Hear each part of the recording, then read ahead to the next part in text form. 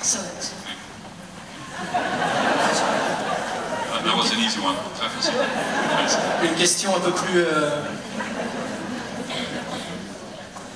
Bonsoir, merci pour cet excellent film et ce paysage. Ma question c'est pourquoi le choix d'un western à l'ancienne avec le texte, les hommes virils, la musique, pourquoi? Même si moi ça m'a transporté. Vous venez de l'expliquer. Non, c'est ça. Je pense que moi j'adore toutes ces choses-là. Les dialogues, peu de dialogues, les images, les hommes de vie, les belles femmes.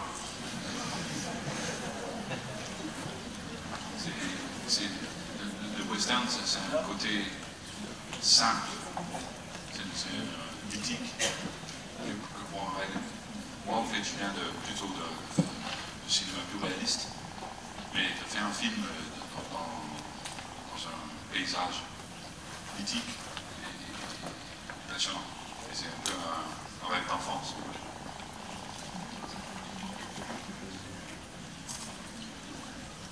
Bonsoir. Je voulais savoir, en fait, apparemment vous êtes inspiré de Sergio Leone et d'autres westerns. Qu'est-ce qui vous a inspiré en fait comme, parce qu'en fin de compte, il est super original votre film. Il n'y a pas de cliché américain, il n'y a pas. Enfin, c'est. Non, je trouve qu'il est vraiment original. Du coup, j'ai essayé de chercher, parce que je suis fan de western aussi, j'ai pas. Il est fort. Enfin, il y a énormément de références dans le film. Peut-être il était une fois la Révolution, peut-être non, mais c'est surtout beaucoup de films de John Ford. Ah, ok. Par exemple, The Searchers, The Man That Shot Liberty Valance. Je ne connais pas leur nom en français. L'homme qui tue à la Liberty Valance. Non, c'est facile. Et puis, bien sûr, il était une fois dans l'Ouest. Léo aussi, Kurosawa. Il y a beaucoup de références, beaucoup de réalisateurs que j'admire. Ouais, c'était un plaisir d'être un peu dans leur paysage.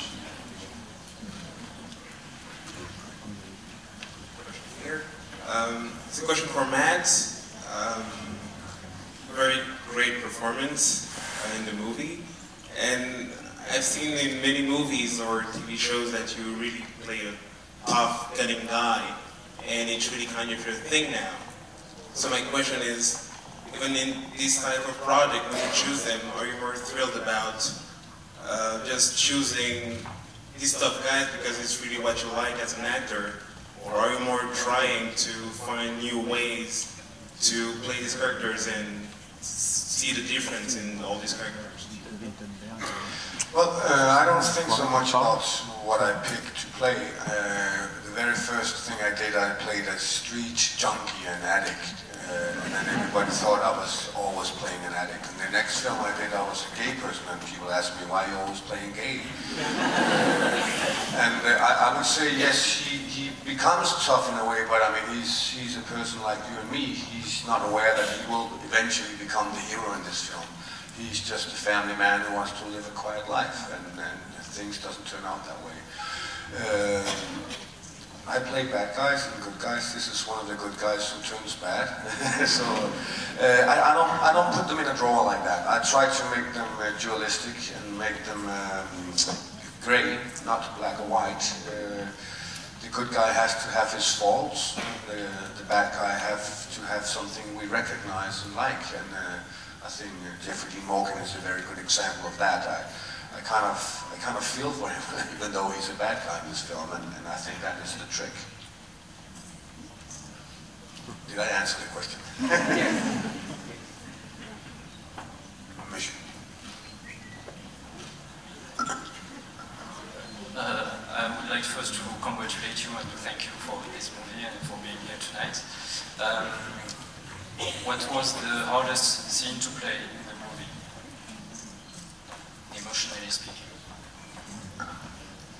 The funny thing about hard things to play doesn't always turn out to be the one that are most emotional necessarily, or the ones that are have the biggest impact on the audience.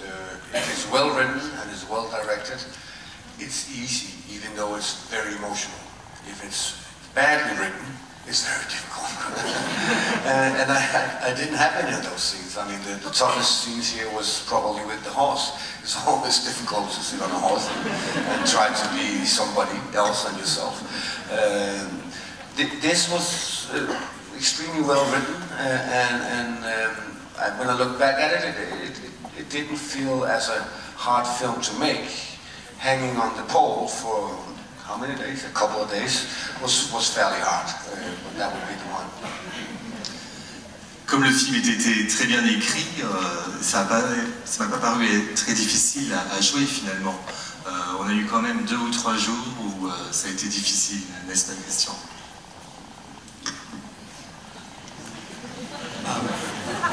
Great work. Matt, quick question for you. I just realized you, halfway through, that you'd worked with Eva before. And I didn't know if you teased her at all about not being able to talk, because she's such a great presence, and she still managed to come through enormously well despite not being able to talk. But I thought you might have had some fun with her about that. Je me suis aperçu pendant le film que vous aviez déjà travaillé avec Eva Green dans un autre film, et je me demandais en fait qu'est-ce que vous aviez pensé d'une femme qui ne parle pas, comment jouer avec elle, quelle était la difficulté? Well, I couldn't really tease it because the film we did before, we didn't speak at all to each other. Le film qu'on avait fait auparavant, on n'avait pas parlé du tout en fait. And in this film, I'm actually not saying a single word to her either. Et dans ce film, je dis pas un mot non plus, de toute façon. So it felt like a sister-brother relationship. It worked out. Donc c'était un peu comme une relation fraternelle entre nous deux. Bonsoir. Bonsoir. Matt, j'ai trouvé qu'il y avait beaucoup de similitudes entre ce personnage et celui de Michael Colas. Et j'aimerais savoir si vous êtes inspiré du rôle de Michael Colas pour jouer ce film ou si vous en avez parlé avec Christiane durant le tournage. Merci. I thought there were lots of similarities between this part and the Michael Colas film that you played. I was wondering if you got inspired from the character you played in Michael Colas and whether you spoke about it with Christian. No, I think I got fairly late. I got aware that Michel Colas was also a Western. It is obviously a Western taking place in the 1500s, and it's also a man who has a convention that is a very specific convention about justice and injustice. This is not the case with John. John is a simple man who is pushed out into something he cannot control, whereas Michael Kohlhaas creates this whole circus. It's his ideas that creates whatever he ends up in. That there are similarities because they are both epic films, and they are both a lot about faces, small people in the big world, alone in the landscape. And that is the Western genre. I mean, the main character in the Western genre is always the landscape. So there are similarities, but besides that, they are fighting for justice in very different ways, I would say. J'ai mis un certain temps à me rendre compte que Michael Colas pouvait être un western.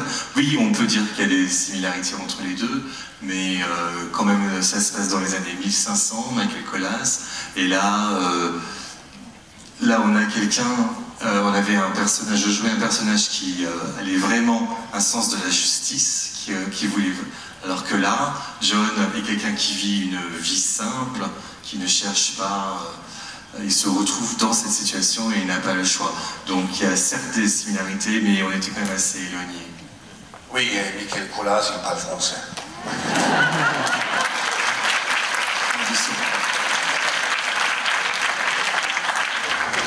En haut sur votre gauche. Bonsoir, mes questions s'adressent au réalisateur.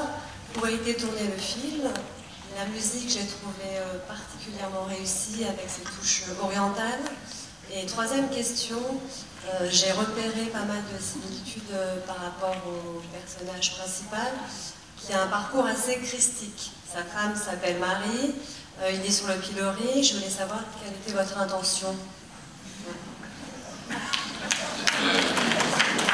Je commence avec la première question. Le film a été tourné en Afrique du Sud pour des raisons économiques.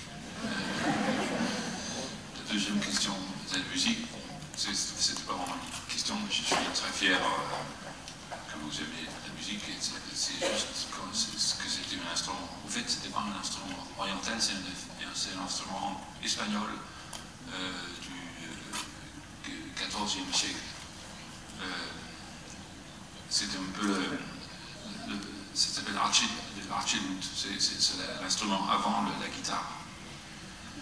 La troisième question, c'était, bon, le film s'appelle The Salvation, donc c'est sûr qu'il y a, on s'était au fait inspiré de voyage du Christ, mais je veux dire, beaucoup de films se servent de ce voyage-là, c'est sûr.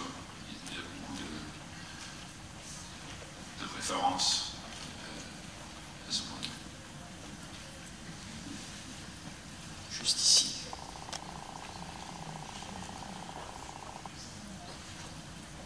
Hi, my question is for Matt, and it's about being an actor. You played several people, like you said, gay, addict, cannibal. We loved you as cannibal. And I want you to know, how do you manage to put yourself in the character and then live there? Because, I mean, it doesn't mean to be so easy, or is it? Mads, vous êtes un acteur qui entre dans plusieurs types de personnages. On vous connaît comme cannibale, on vous adore d'ailleurs comme cannibale, on vous connaît comme un méchant, on vous a vu dans plusieurs rôles vraiment différents. Et ma question, c'est de savoir comment on arrive à sortir de rôles comme ça, parce que ça paraît pas simple comme ça pour un spectateur. Et donc ma question va à l'acteur, de savoir comment ça peut se passer. It's, for me, everything starts with the script and the director, his vision and his script. So in there is a character and is the truth somehow. Sometimes I will copy myself, sometimes I will look very different. It all depends on what the film needs. I'm not shy of repeating myself if that's best for the film. And I'm not shy of changing if that's best for the film. I don't know. I try to. If you take The Cannibal, for instance, I mean, it's very hard to exactly understand a person who eats other people and loves them. But I try to normalize everything. Normally, a person do not see his own reflection in the mirror. If we make a dramatic character. I know it's going to be long, I can make it nice, but I'm going to finish up now. So I try to normalize it, say, this is his normal life. He doesn't see himself as strange. So whatever strange he's doing, I try to normalize it. And obviously that becomes a character, whatever he's doing. Pour moi, tout commence à partir du scénario et de la rencontre avec le réalisateur. C'est là que je vais construire mon personnage, à partir de ces relations, de la lecture du scénario et de ma rencontre avec le réalisateur. Je n'ai pas peur de me copier, s'il le faut, s'il est nécessaire pour le rôle.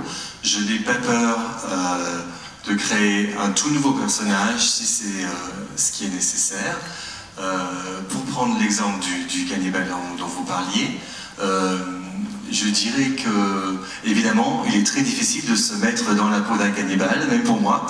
Mais, comment dire...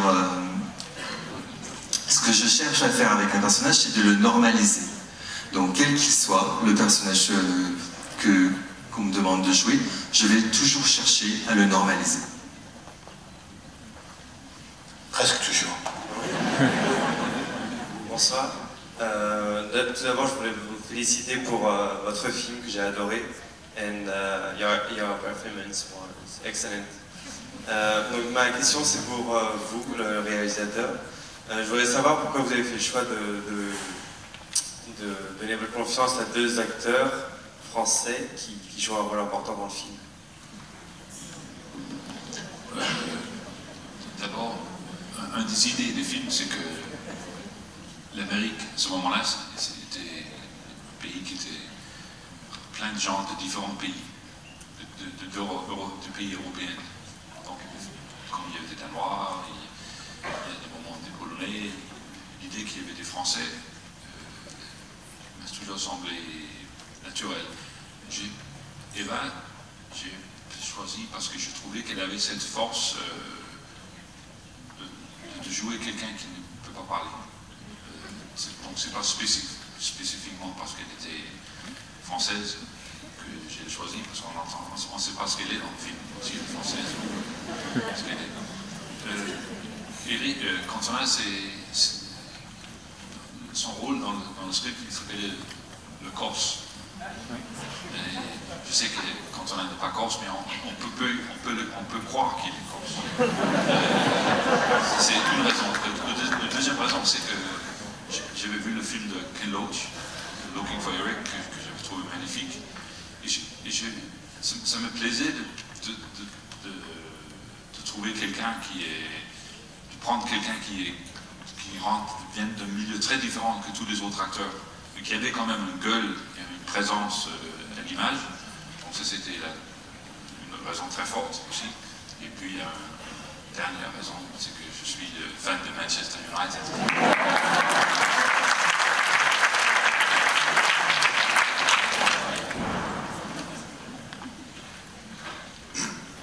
Well, I'm really glad to meet you. Very impressed. So I wanted to know, the question is for Matt. You're doing a lot of movies which are totally different language and everything. And I want to know, how do you manage to switch of language? You sometimes you speak French, sometimes you speak English, Danish, and everything. So is that difficult for you, or you have some, I don't know. Ma question va à Matt, je suis très impressionné d'être devant vous. Ma question porte sur le fait que vous jouez dans des productions internationales et j'ai remarqué que vous jouez en plusieurs langues, vous passez facilement de l'anglais au danois, au français parfois. Comment vous faites? Oui, c'est pas difficile, c'est comme ça. It's very difficult, of course. I speak Danish. And once in a while I speak English, and for a couple of times I've been speaking French in films, and it all depends on where you go. I was speaking French and Russian in the same film once and playing piano. That was quite difficult. I don't speak many of the things. And interesting enough, I spoke some French. I spoke none Russian at all. And the French people loved my Russian, and it didn't make sense what I said. And they were like, oh my God, he's speaking French, because the French people love their own language, right? So it depends on where you're working. But for me, it's all about, that's the task. Now you have to go back to school, just learn it. It has nothing to do with the part. It's just like wearing a hat. It is a separate thing. You have to do it as well as you can, and then forget it. If you focus too much on it, it will take over and the part doesn't exist. But it is difficult and it's scary, and I don't do it all the time because I need a little time to prepare. Oui, bien sûr, c'est très facile. Non, oui, c'est un travail, c'est difficile. J'ai d'ailleurs travaillé sur un film en Russie où je devais à la fois apprendre à jouer du piano et parler français, et je ne parle pas du tout le russe. Les Russes étaient très impressionnés par mon français et l'inverse. Bien sûr, parce que les Français adorent qu'on parle français, donc ils étaient contents de m'attendre. Voilà. Donc bien sûr, c'est un travail difficile à chaque fois. C'est un peu comme un chapeau qu'on porte. Il y a le rôle qu'on joue, mais il y a aussi tout le travail linguistique qui est à part. C'est un peu comme de retourner à l'école, sur les bancs de l'école. Donc il y a deux choses. Le rôle dans lequel je m'investis et mon travail, ce travail linguistique, en l'occurrence, pour répondre à votre question. Hey, I have a question for Matt. You played with two French directors for Coco Chanel and Michael Colas. I'm a bit curious. I would like to know if there are French directors you would like to work with. C'est une question pour Matt. J'ai remarqué que vous aviez travaillé avec 2 réalisateurs français sur le film Coco Chanel et sur Michael Colas. Et j'aurais aimé, je suis curieux, j'aurais aimé savoir avec quel réalisateur vous aimeriez travailler aujourd'hui. One of the directors was actually from Holland, Jan Koenen, but he speaks French. The question like that is always difficult to answer because if you say one, you hate the rest, right? I would like to work with all of them. Are there anyone in here? Obviously, like Christian, we come from a time where we watched a lot of French films. In Danish movie theaters, every second theater had a French film. These days, it's different. And that's nothing to do with French film, it's just changed the market. Everybody's watching American films and local films. So I grew up with the realism and the poetry of French films. And I think we all have a very strong heart for that in Europe. Working with a French director again would be fantastic, but I'll tell you a secret, they're all very different. Alors, d'abord, Jan Koenen n'était pas français, il parle français, mais il est hollandais. Alors, c'est une question difficile, parce que si je réponds un seul nom, je me brouille avec tous les autres. Mais oui, bien sûr, j'adore le cinéma français. Avec Christian, on a vécu à une époque où, dans les cinémas, il y avait une salle sur 2 qui projetait un film français. Aujourd'hui, ça a changé. Les gens vont davantage voir, je parle du Danemark, les gens vont davantage voir des films américains. Le marché du film français existe, mais c'est les films américains que les gens vont voir en priorité. Voilà. Mais sinon, oui, bien sûr, j'adorerais retravailler avec d'autres réalisateurs français, avec grand plaisir. You have a fantastic memory. J'essaie, I'm trying.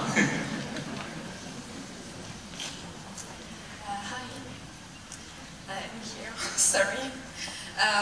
First, I would like to thank you for being here. It's a great honor for us to have you here. So my question is for Matt.